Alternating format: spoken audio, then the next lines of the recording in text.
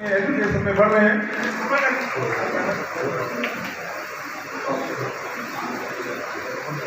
इस कार्यक्रम के कर्ता धर्ता सूत्रधार चेयरमैन श्री भगवान शर्मा जी, इस ब्राह्मण एकता शक्ति संगठन के महासचिव आदरणीय सुरेंद्र वत्स जी, ब्राह्मण एकता शक्ति संगठन के कोऑर्डिनेटर शिव आशारा जी, वरिष्ठ वाइस चेयरमैन विद्या प्रकाश शर्मा जी, वाइस चेयरमैन मदन लाल शर्मा जी, महासचिव डॉक्टर जयकिशन जी, डॉक्टर राधेश्याम शर्मा जी, श्री सुखबीर शर्मा जी, श्री SD गौतम प्रधान जी, श्री रविंद्र कुमार शर्मा प्रधान जी, श्री जसवीर शर्मा जी, श्री अरविंद शर्मा जी, श्री देवराज शर्मा जी, श्री रोशनलाल शर्मा जी, श्री सम्राट भारद्वाज जी, श्री जगदीश लाल बख्शी जी, डॉक्टर जय गोपाल शर्मा जी, श्री रमेश्वर दास जी, और इन्हें अलग अलग ब्राह्मण सभाओं का होते हुए भी एक ही छत के नीचे आज इस कार्यक्रम में आप सभी लोग उपस्थित हैं। अगर हुआ कहूँगी, कहीं ना कहीं ब्राह्मण समाज पीछे छूटा गया और वहाँ हमारी कमियां भी थी। सबसे पहले कमियों की बात इसलिए करना चाहूंगी कि अगर हम अपनी कमियों में और अपने अंदर नहीं झांकेंगे तो जैसी एकता हम चाहते हैं, जैसा चाहते हैं कि ब्राह्मण समाज के लिए हम कार्य करें, वो नहीं हो पाएगा। आज यदि ब्राह्मणों का समाज ही देखें, अगर अम्बाला जैसी छोटी सिटी में देखें तो कई 100 ही मैं बोलूँगी, हर गली में, हर मोहल्ले में एक ब्राह्मण समाज है। ऐसा क्यों होता है कि हम इतने डिवाइडेड हैं? इस डिवीजन का ही एक कारण था कि भारत बार बार गुलाम भी हुआ, और ये डिवीजन का ही कारण है कि हम ब्राह्मण समाज भी कहीं ना कहीं पीछे छूटते जा रहे हैं। क्यों नहीं हम एक शहर में तो कम से कम एक ही ब्राह्मण समाज रखें? कई लोग ना के लिए भी सिर हिला रहे हैं और कई हाँ के लिए भी हिला रहे हैं। क्योंकि हम लोग जब एक प्रधानमंत्री इतने बड़े देश का चुन सकते हैं, इतने बड़े देश का राष्ट्रपति एक चुन सकते हैं, तो क्या एक छोटी सी सिटी अपना ब्राह्मण समाज का प्रधान एक नहीं चुन सकती? इसलिए बहुत जरूरी है कि आप लोग चर्चा करें। आप लोग हू ऑफ द सिटी बैठे हैं आज यहाँ पर, आप इसमें चर्चा करें। और मैं बड़ी खुशी से, अगर मैं बैठ सकूं किसी मीटिंग में और सबको एक कर सकूं तो मैं भाग्यशाली मानूंगी। बुद्धिजीवियों का एक समाज होता है जो ब्राह्मणों का, हम मानते हैं कि बुद्धिजीवी जितने होते हैं ब्राह्मण होते हैं, और हमें बुद्धि से काम लेना है, ना कि हमें बुद्धि से नेगेटिविटी। परशुराम का एक और वो था गुण, क्या अवगुण कहेंगे कि गुस्सा बहुत आता था, उस गुस्से को छोड़कर जितने गुण थे हम अपने अंदर लें और उसको लेकर हम आगे बढ़ें।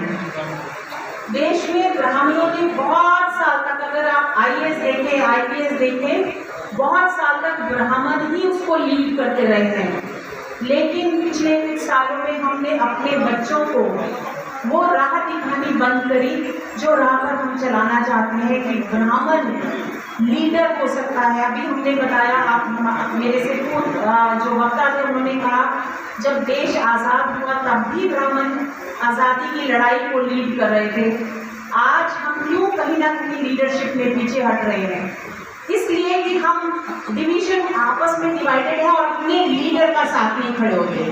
अगर हम एक लीडर के साथ खड़े होंगे तो आज भी देश में लीडर्स की, ब्राह्मण लीडर्स की कमी नहीं है, बुद्धिजीवियों की कमी नहीं है, हम सब। और मैं एक और इसके साथ साथ बात करना चाहूँगी, जब मैं मंच पे देख रही हूँ आज तो केवल 2 महिलाएं बैठी हैं और सामने भी देख रही हूँ तो बहुत कम महिलाएं बैठी हैं।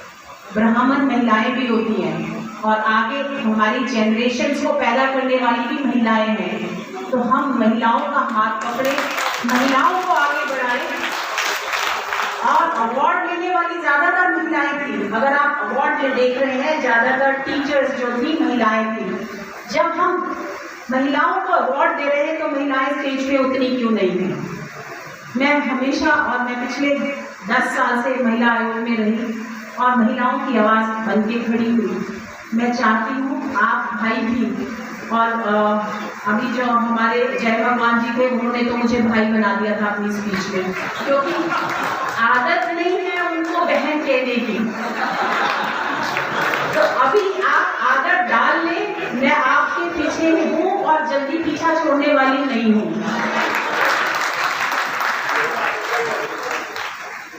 देश में मैं जिस प्रकार से कह रही थी कि ब्राह्मणों ने साथ दिया, एक ब्राह्मण और अपना, मुझे लगता है अपनी कसम खा ले कि स्वदेशी अपनाएंगे। हम लोग तो हमेशा से धोती कुर्ता पहनने वाले हैं, स्वदेशी की बात करते हैं। आज हमारा देश, चाहे वो दिया हो या ब्रह्मोस्त्र हो, सभी कुछ देश में बन रहा है। कपड़ा, मोबाइल फोन, आईफोन, कार्स, हर कुछ। हमारे माननीय प्रधानमंत्री जी ने एक नारा दिया है कि स्वदेशी अपनाओ। मेक इन इंडिया का भी नारा दिया है, मेड इन इंडिया का भी नारा दिया है, और वोकल फॉर लोकल का भी नारा दिया है। यदि हम ब्राह्मण इस चीज को लीड करें कि हमें स्वदेशी ही अपनाना है, देश बनते और बिगड़ते हैं व्यापार से।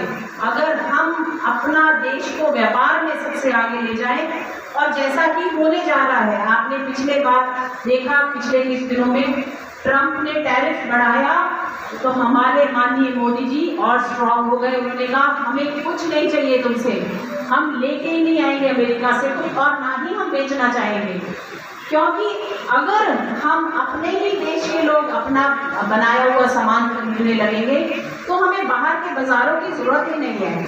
सब ब्राह्मण समाज के सदस्य श्री जय भगवान शर्मा, श्री सुरेंद्र वशिष्ठ और पूरी उनकी टीम मेरे सामने सांस्कृतिक कार्यक्रम करने जो यहाँ आए, वो सभी सदस्य और मेरे सामने यहाँ पर उपस्थित सभी ब्राह्मण सभाओं के प्रधान, उनके सभी पदाधिकारी और अम्बाला शहर आसपास क्षेत्र से आए हुए सभी ब्राह्मण समाज के प्रबुद्ध सज्जनगण, सबसे पहले तो मैं आज यहाँ पर इतने लोगों को एक साथ जुड़कर एक अच्छे कार्य के लिए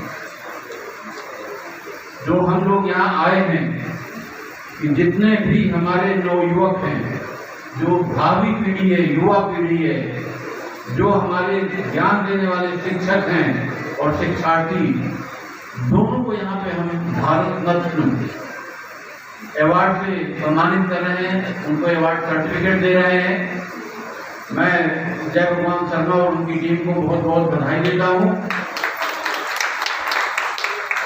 कि हम लोग अपनी युवा पीढ़ी को, जो हमारे शिक्षक हैं, जो उनको ज्ञान देते हैं, उनको यदि सम्मानित करेंगे तो मैं समझता हूँ आगे हमारे बच्चे और अच्छा जो है उन्नति और प्रगति के पथ पर चलेंगे। जो हमारा ब्राह्मण समाज है, जी कह रहे थे हमारे चेयरमैन डी शर्मा जी भी मेरे केले की बात ज्यादा है, वाकई में उनकी आवाज में बहुत दम है, लेकिन जितनी सैकड़ों की संख्या में हम सब लोग पहुंचे आवाज कम है। परशुराम भगवान की, परशुराम भगवान की। बहुत ही से बहन रेखा शर्मा जी आज के इस कार्यक्रम के सूत्रधार, चेयरमैन हमारे बहुत ही आदरणीय जय भगवान शर्मा जी, सुरेंद्र वत्स जी, शिव आशरा जी, विद्या प्रकाश शर्मा जी, मदनलाल शर्मा जी, हमारे MC doctor Kishan ji, doctor Radhe Sharma ji, Sukhbir ji, BD Gautam ji, Ravindra Kumar ji, Jasvir जी, अरविंद शर्मा जी, देवराज जी, रोशनलाल जी, सम्राट जी, जगदीश जी और आरसी मिश्रा जी, बहुत ही सीनियर आईपीएस व बहुत ही सम्मान के ब्राह्मण समाज के सभी सम्मानित प्रबुद्धजन। मैं आज सबसे पहले तो पूरी जो ब्राह्मण समाज की ये टीम है उसका धन्यवाद करना चाहता हूँ कि आपने मुझे इस भव्य कार्यक्रम में आने का और इस कार्यक्रम को सुनने का सौभाग्य प्राप्त हुआ। मैं आप सबको बताना चाहता हूँ जिस प्रकार से डॉक्टर वत्स जी बता रहे थे कि जितना कम समय हमारी बहन रेखा शर्मा जी को राज्यसभा सदस्य बने को हुआ है, लेकिन